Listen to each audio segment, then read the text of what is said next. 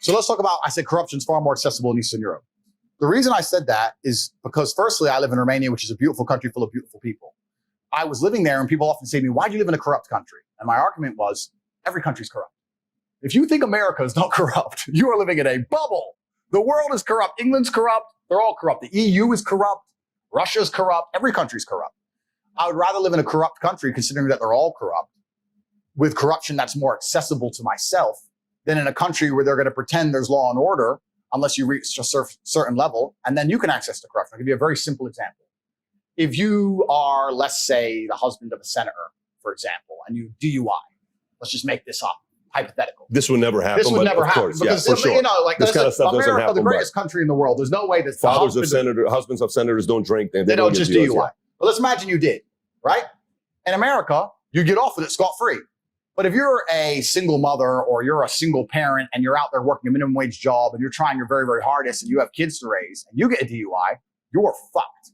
Now, I think it's kind of unfair that the corruption limit in a rich country, in this hypothetical super rich country, means that people at the absolute elite can do whatever they want and nobody else has access. I'll give you another example. Let's imagine you're in Serbia. Same scenario. You're a senator's husband and you get caught with a DUI. Of course, nothing's going to happen to you. But you're a normal person, you get caught with a DUI. Bro, I've had a hard day at work. I know I'm over the limit. I'm sorry. Here's $50. I'm sorry. I'm just going to drive straight home. All right, cool. Go home. Bam. Accessible corruption. To me, that's a more of an appealing environment to live under than under a society where they're going to take a normal person, wreck them under the law, throw their ass in jail and fucking destroy them and sit there and cry about law and order, law and order, law and order, when it's all bullshit anyway. There's no law and order. The threshold for corruption is too high. So for me as a person, you said I'm a chess player. If I'm a chess player and I analyze the chessboard, I have geographical freedom. I have financial freedom. I'm going to live in a society. Why don't I live in a society where I have the most possible moves to make on a chessboard? Where would I go? I'd go somewhere where my money can benefit me. I don't have billions. I'm not a senator's son, but I have enough to live in some other countries and be protected in some regards. That's just an intelligent chess move. I explained this at length in a video. All that context all removed, I was talking about speeding fines. They take the misogyny thing, they take something about rape, which is imaginary because I have no criminal charges against females, against anything in my life ever. They put it together, they take in the corruption from Romania, they throw that in, they whip it up, and they throw it out to the world. And it's bullshit. It's absolute bullshit. What's the next one? I said women can't drive. So let's stay on that one real quick. Sure. I mean, I can understand how that's gonna piss off certain people when you're explaining corruption and law and order, because where does jealousy and envy come from? If you think about it, jealousy and envy comes from what? Sometimes usually. It comes from people that no matter what they do, they can never be Tate. Yeah. They can never, ever. Like we were talking to Grant Stephan and he says, what do you think about Tate? What do you think about everybody that's going to try to do his affiliate marketing? I said, go ahead and do it. Yeah. I said, he's not duplicatable. Yeah. So non-duplicatable people like you are annoying to people that are, I don't know if you understand what I'm saying. Correct. They can't sit there and say, no matter how many motivational books they read, right, no matter how many videos of you they watch, they cannot talk like you and tell the story. Yeah.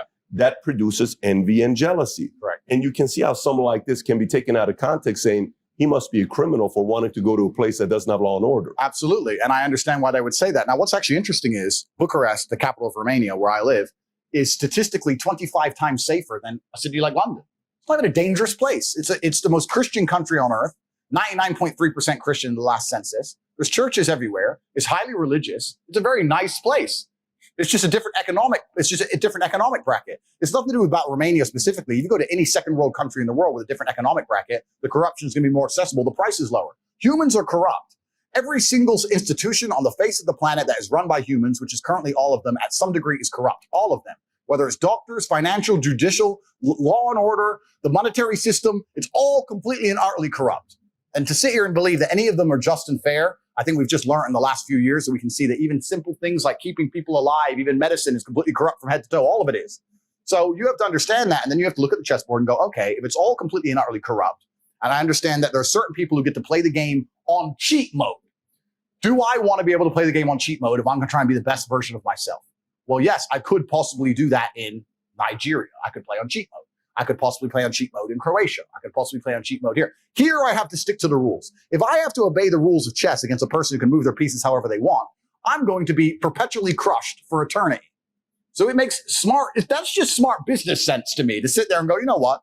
Fuck it. Let's change the board. Let's move it out. Let's reset up the pieces and let's play this way. And this is nothing specific with the country I live. I have absolute respect for the country I live. This is just human nature. This is the nature of systems and how they work and the nature of the first world, second world, third world. This is just how the world works. So I say these things and people want to sit here and try and they mix it up. They take that and they try and mix it up with some girl shit and try and pretend I'm not talking about basic things like speeding fines. That's really what I'm talking about. And we can have a long, detailed argument about how corrupt America is, but I like to think that most people with the brain understand the kind of shit that's going down in America. So America's absolutely corrupt as well. It's just a corrupt world. That's When's humans. the last time you lived in the States? I left when I was a child. So you haven't lived in the States in decades? Never. Wow. But you go back quite frequently. That might come to an end. That might come to an end. Maybe Miami. Miami, but you yeah. use an analogy to kind of set you up for this. Use an analogy with Pomp whenever you did that interview. Yeah.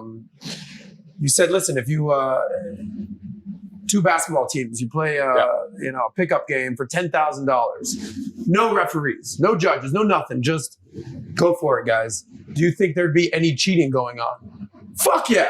Yep. Of course. Yep. So now, what was the analogy or the metaphor that you made for government and systems? So I said, for that? So I say, if you accept that in a basic pickup game of basketball for $10,000 without referees and judges, humans are going to naturally avert to cheating to make sure they win. Do you think the people who are in charge of the world, for the power and control of the entire populace and all of its resources, are not going to consider cheating to win? You think it's not going to cross their mind to just go, you know what, let's just change this little bit? I was thinking. You're going to sit there and believe, no, it's fair. Nothing is fair. Nothing has ever been fair. If you've lived a life of genuine hardship, the first thing you will learn is that nothing is ever fair. I've never seen a fair fight on the street. I've never seen a fair relationship. I've never seen a fucking person lose his girlfriend or lose their husband fairly. I've never seen a fair incident on the fucking road when someone gets crushed by a truck. The world is a very unfair place. And humans come along and we purport this idea, don't worry, if we're in charge, we'll make it fair. It's bullshit. It's bullshit. Nothing is ever, ever fair. And the human inclination is to win, as it should be. And the more powerful you are and the higher the stakes, the higher your inclination to win, as it should be. This is human nature. You wouldn't be able to put yourself in a position of power if you thought any other way. So if you're going to sit there and accept the basis that we're going to cheat in a basic basketball game, that people cheat in football games, that people cheat in poker, and people cheat in all this bullshit, and then say no, but they're not going to cheat to control the world, then you're asinine. Right. It's all a fucking lie. It's all a cheat.